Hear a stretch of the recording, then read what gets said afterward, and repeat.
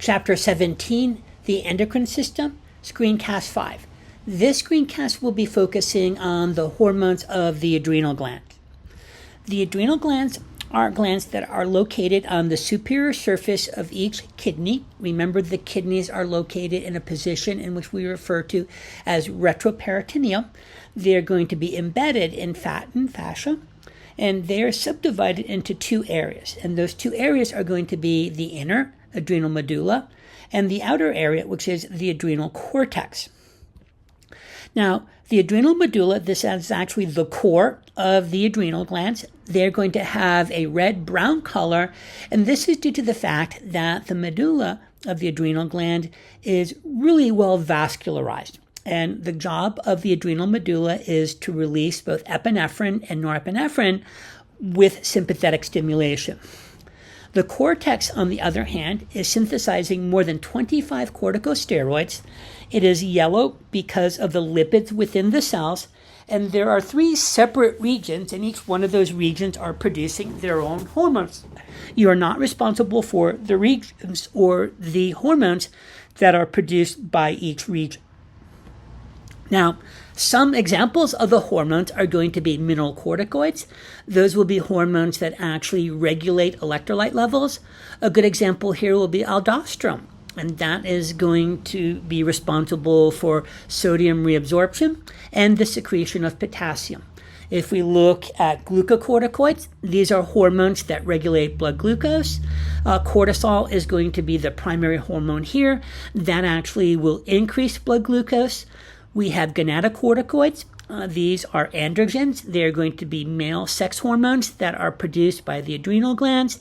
In women, this will be converted to estrogen. And the amount of produced by the adrenals is significantly less than that will be produced by the testes when we are talking about testosterone in males. Now here we're basically looking at the role of cortisol, and there are a number of variables that are going to stimulate the release of cortisol. Those would be the circulating levels of cholesterol, stress. Cortisol is quite often referred to as a stress hormone, and it also has circadian rhythm, so time of day will be a factor. The receptor will be the hypothalamus. The control center, once again, will be the hypothalamus, and it will be releasing factors that are going to tell the anterior pituitary to release ACTH. That is going to stimulate the adrenal cortex to release glucocorticoids, cortisol, for example, and cortisol is going to stimulate target cells. Here we see the liver, adipose connective tissue, all cells, and basically we're really looking at the increase of all nutrient levels within the blood. Now, we do see amino acids making their way into the liver, but this is going to support increased glycogenolysis and gluconeogenesis. If we look at the role of adipose tissue, we're basically going to be looking at an increase in lipolysis. So that's going to be the breakdown of fat. But also notice we have some of those things going back to the liver, where the liver can continue to do its job.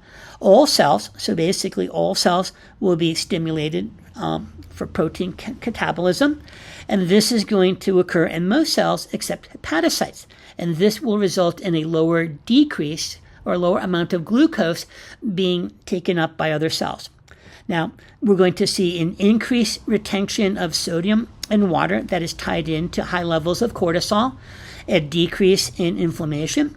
The potential is the suppression of the immune system and inhibition of the repair of connective tissue. As noted previously, what we're going to see is an overall net increase in the circulation of nutrients within the blood. Now here we're basically looking at two of the primary factors that impact the release of cortisol. One is stress, and once again, the other is going to be circadian rhythms. And we can actually see here pretty clearly that levels of cortisol increase dramatically during the sleeping hours.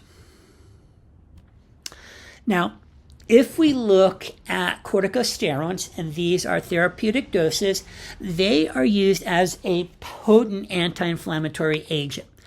And what's going to happen here is once we inhibit these agents, we also suppress the immune system to a certain degree. At high doses, there are significant side effects that are tied into therapeutic doses of corticosteroid. Examples would be the increased risk of infection or cancer potentially, an increase in the retention of water and sodium, and also we're going to see the inhibition of the repair of connective tissue. Now, there are a number of disorders that are due to issues with the adrenal cortex. One is known as Cushing's syndrome.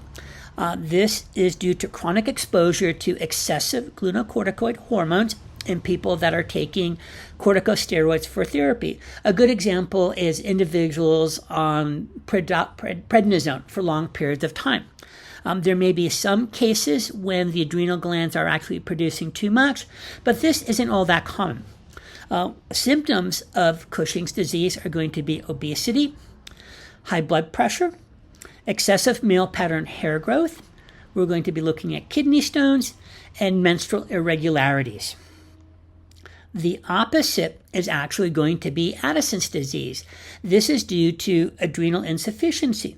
So this is something that will happen when the adrenal glands fail in some manner. So there's going to be a chronic shortage of glucocorticoids, maybe some mineral corticoids, and this could happen due to the lack of ACTH, or for some reason, the cells are not being sensitive to ACTH.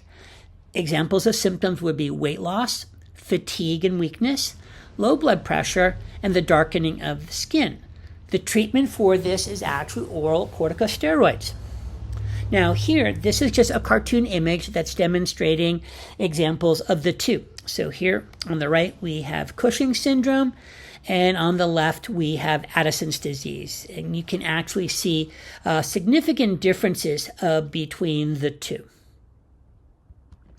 Now, the last thing that we want to address is the stress response. And when we look at the stress response, this could be due to lots of different things. And what's happening here is the hypothalamus will initiate a neuroendocrine response. And there are three stages to the stress response. One is the alarm reaction. This is the initial response. This is going to involve the sympathetic nervous system being activated, lots of epinephrine and norepinephrine in circulation. Then we have what's known as the stage of resistance. This is what happens when glycogen stores have been depleted. The adrenals will actually secrete cortisol to raise levels of blood glucose to help meet the energy demands of the body.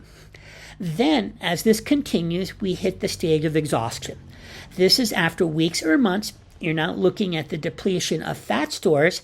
Now, all of a sudden, the body's going to have to break down protein for energy, and this is going to result in significant weakening of the body and increased susceptibility to illness overall.